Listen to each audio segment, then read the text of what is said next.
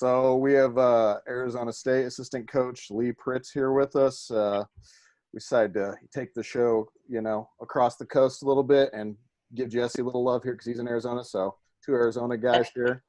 He's 10 minutes away now. That's right. Not Mo West anymore, Arizona West. But, Coach, we a couple different things to talk about. First, from just like a coaching point of view, right now with the coronavirus and everything going on, how are you staying in contact with your team, or what are you guys trying to do to keep them engaged? Well, we talk to them. We have at least one meeting a week on Zoom, and it's good. We make them all put their little faces up there on there. It's funny. Zeke's like, "Hey, put the camera on. I want to see your face. Put the camera on." And it's good. And we get on, and I don't know, we'll go through any business that needs to go through. I call everyone on the team at least once a week. I go through all 31 of them and call every one of them and just see how they're doing, stuff like that. School's still on, right? So yeah, there's most of the guys have been doing online classes for a period of time anyway. They're used to it, right? Yeah. We're finding the issues are the teachers that haven't done online, they're struggling with it a bit. Yeah. And so it's making it a little dicey for our guys. And our guys are like, man, our teacher don't know what they're doing. And yeah. I'm like, yeah, they've never done it. You might be able to help them out a little bit. And, I said, so working through those dynamics is, it's a little different when you can't be with them face to face. And, so you're still, but it's just on the phone with them, talking them through it, and on the phone with our academic coach, hey, here's where the struggles are. And, things of that nature. That's how we're staying engaged is, life hasn't shut down. We just don't get to practice with them, right? That's really the difference is, we don't get to practice with them twice a day. Yeah. We don't get to see their faces twice a day. And so now you got to do it from the phone or FaceTime or however you communicate. So for them, but really for any wrestler, wrestlers are used to it's freestyle and Greco season, getting in there and training and everything. But obviously no one can do that right now. So what would you suggest for wrestlers to do to kind of stay sharp given our current limitations? I think now is a great time to study film, right? Whether this might be a time to go back through all your old videos and really evaluate your strengths and weaknesses, and then figure out your areas of concerns, right? And start making a list of what you need to improve upon. I know with one of the people I'm coaching, with the trials being set back, right? Yeah. And they were going to go to the last chance, and they knew these are the people in their weight class, and they start studying it. And I said, well, study different now. How you want to study is go back through. You might want to study an individual and focus on an individual. I get it, but now I'll go back through and say, wow, okay, so and so has really good single leg to the left side. So on your list, it can't put, Johnny has a good single leg left side. Put on your list, defending singles on my left leg. Yeah. So now you're focused on yourself, How much does that really, talking about guys at the senior level, pushing the Olympics back a year? People have been like, oh, yeah, the Olympics are back one more year. That's really got to change a lot for a guy training-wise to add a whole nother year to his training cycle, right? I mean, for sure. How do you plan for that? You don't. I don't know if you can, right? No one's ever had to do it. Yeah. Right? So anyone that says they have it figured out, they're not telling the truth. Yeah. You got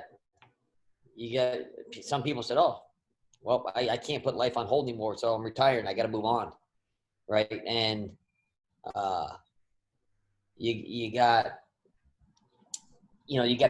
people that they're not getting any younger, right? In another year, 12 more months of wear and tear on your body, that can change things if you're 30 years old, 31, 32, 33, Yeah. It's a young man's game. So, and then that's probably the negative side of it. And then the positive side too is for some people that are about to break through or real close, it definitely changes the dynamics of where they're going to be in 12 months. Yeah.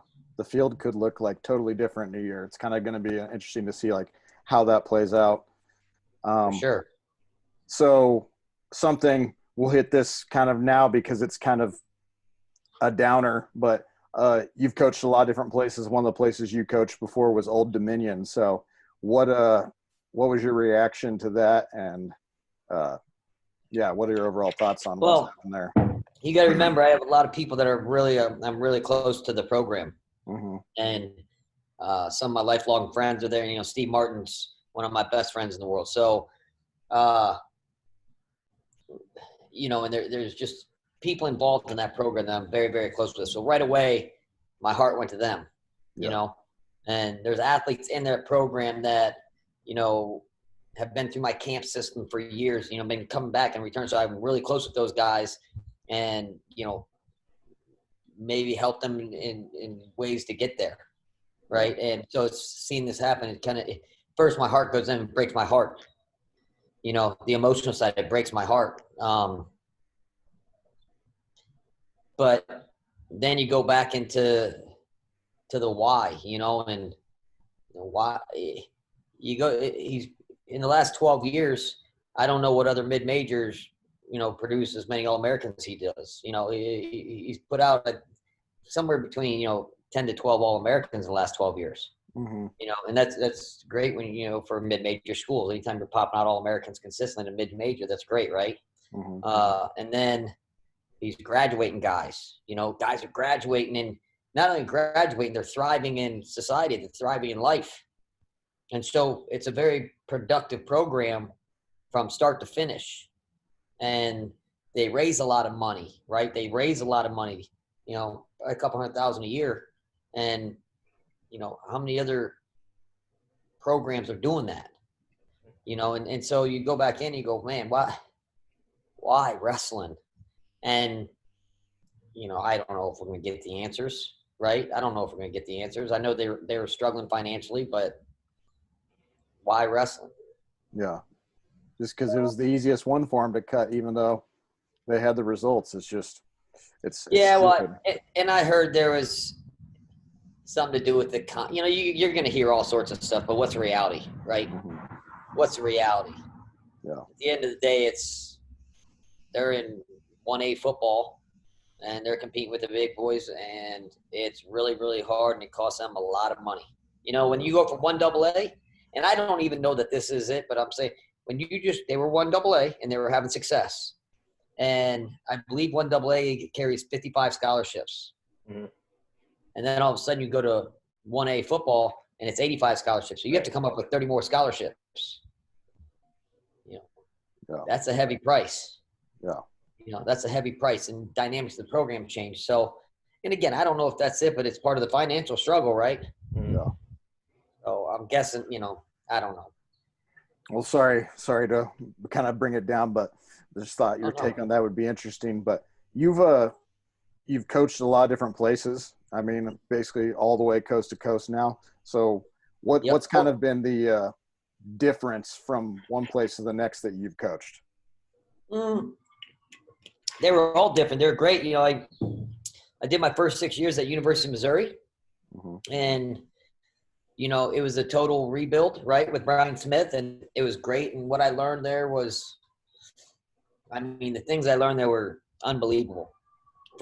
And we had a great administration, and Mike Alden, Sarah Reisman, like that administration really helped mold me, because I was young and probably crazy and, you know, hair on fire, just gas pedal down, and all of a sudden, you know, and they're like, slow down. I'm like, no, we don't slow, you know, and probably a little abrasive back then too. And, you know, glad they didn't have cameras like they do now.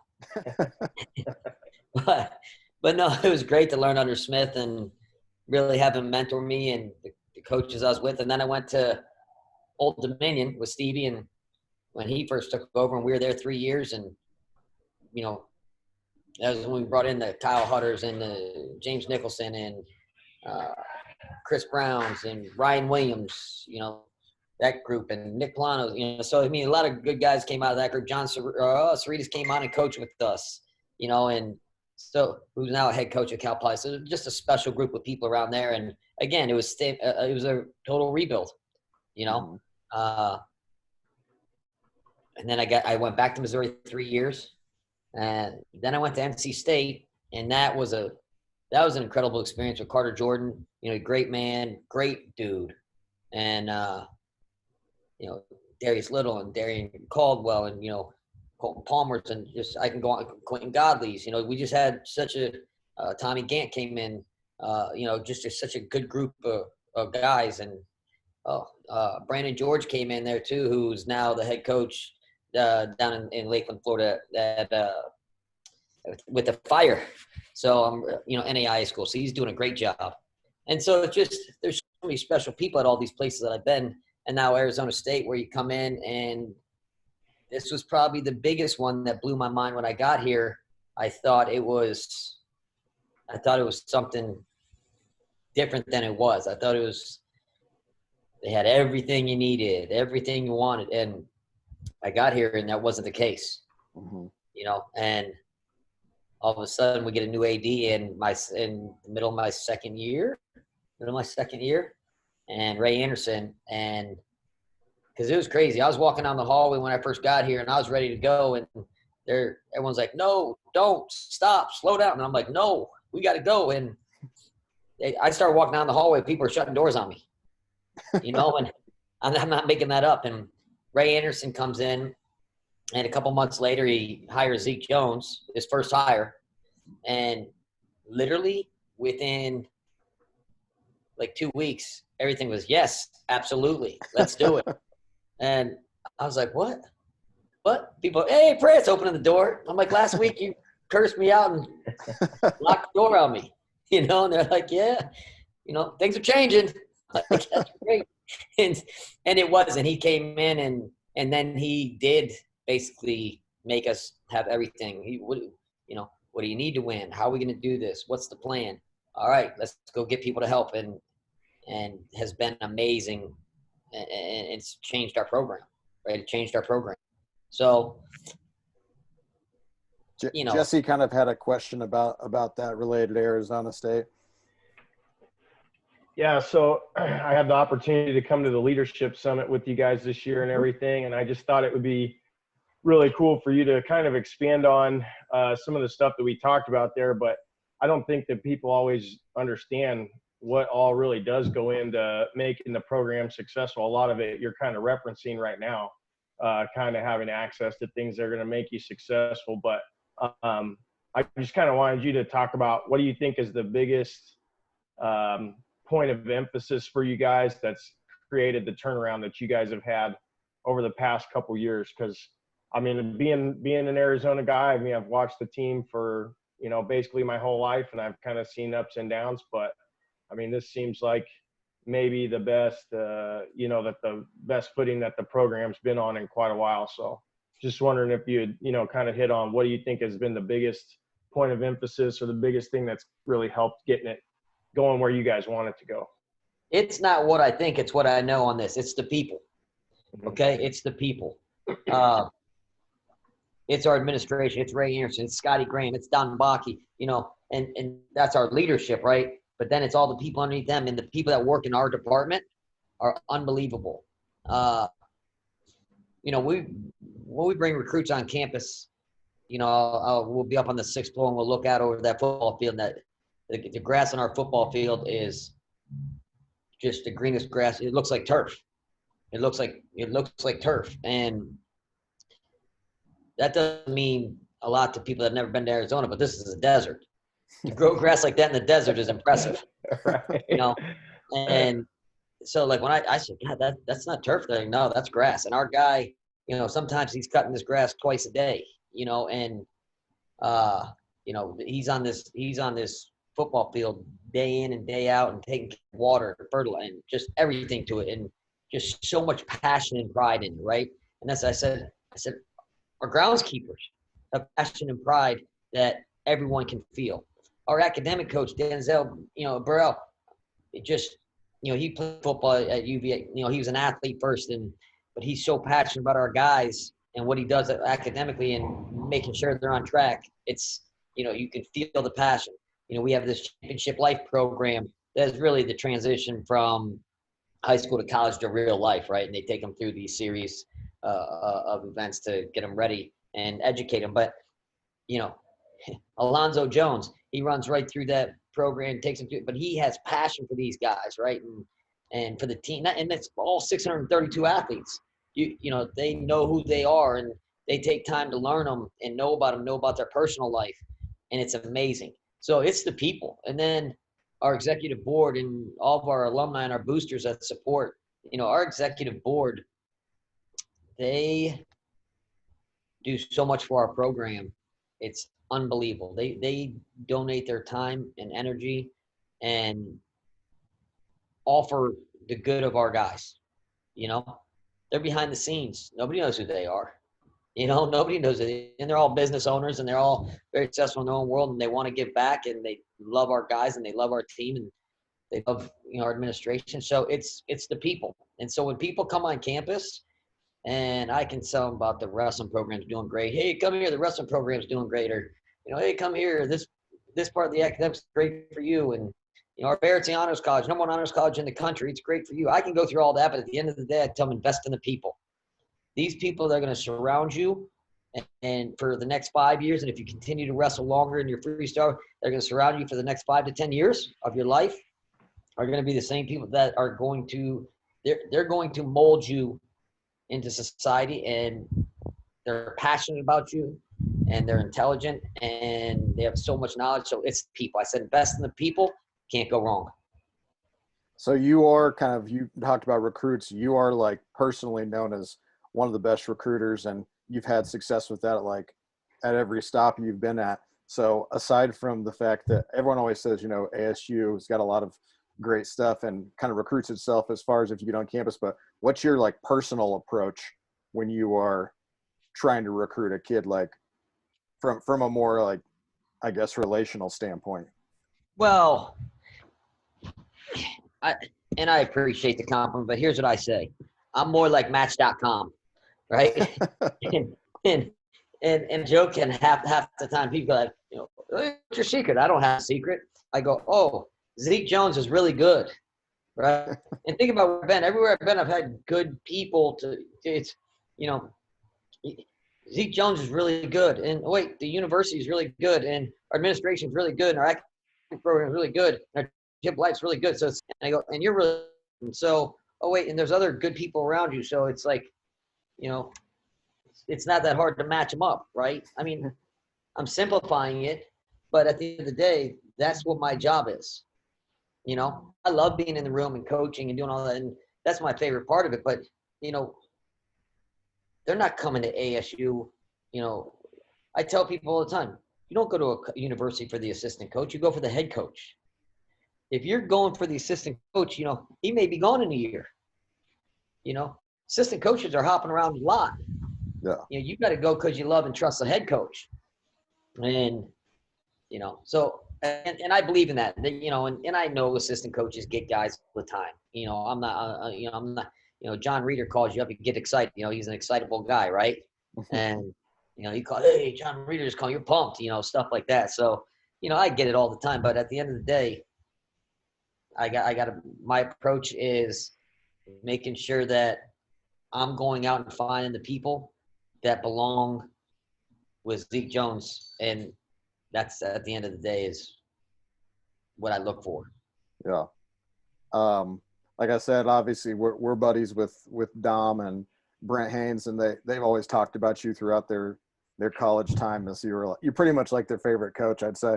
But circling it back to Missouri, since we got a little Missouri theme here, but do you got any specific memories about Missouri? Like what are some of your favorite Missouri memories, I guess? Oh God, there's so many. I think, you know, just one of my favorites, I know recruiting Dom was, I was at Old Dominion Dom's senior year, and I was chasing him, and I remember him running from me. He tells the story pretty good. He ran. I saw him at Fargo, and I'm running. I'm like chasing after him. I'm like, you know, I was trying to get my hooks on him. He had wanted nothing to do with me. And so all of a sudden he sits down, you know, in Fargo, he sits down and starts eating, and I sat at the table. I'm like, got you now, you know? it was one of those awkward lunches, and he wasn't going anywhere. He was close with his family. He was staying. He wasn't going anywhere. Mm-hmm. And then all of a sudden, Smith coming and Dom and to come back, and Dom didn't know, and Dom shows up the first day, and I'm like, I got you now. Good. And it was funny. So, and him and I hit it off really good and got really close. And then Brent Haynes, too, like just in the room. What I love best is Brent Haynes is a pit bull. He's a bulldog. He liked to working hard, and he, at the time, like I said, I know back then for me, everything, if it was harder, it was better. If it was harder, it was better. I didn't have the knowledge and the science that, is there now with training. But so we got to go hard, and Brent Haynes just would love it. The harder we'd go and the harder we'd push, he just liked it. It was tough. He was having a good time. And so, just the memories in the room, with those guys. There's always competition memories, but his memories in the room with those guys are getting Dom ready, for the World Championships when he won in 2009. That was great. Or that experience going to Turkey with him and, cornering through that and watch him go through the Junior Worlds without losing a period. Pretty much dominated everyone. And, so Dom's probably my favorite one with Dom is after the quarters. Between the quarters and semis, there's about 15 minutes, and I'm pushing him pretty hard to go get another take. And he looks at me, goes to get one, and there's like 30 seconds. I'm like, one more, go get another. He's like for what? I'm like, go get another one. And he runs across, snatch single, and throws a guy down or whatever. And we get in the back, and it's in Turkey. It was hot. And we were outside, even though it was outside in these tents. And it was pretty hot in there. And so stripped him down into his little briefs, and I lay him down, and I'm pouring gallons of cold water on him and rubbing it all over his body, just cooling him down as fast as I can. He was tired and generating a lot of heat, and I'm just dumping cold water on him, and and whatever it was, hey, get your put your blue singlet on. You're up in 4. He goes, 4 matches? I said, no, 4 minutes. He said, huh? Because there's only 15 minutes, in between the quarters and the semis, roughly. I remember. So and it wasn't even about the turn, just that the moment, that was a cool moment. So there's so many of them with those guys, though. Yeah. We'll let you go after this because I kind of lied and said it was going to be 10 minutes. But I got forever. I'm good. Kind of the way I'm closing it off with everybody is should have given you a heads up, but we're just kind of asking, do you have a weird or funny or surreal wrestling story?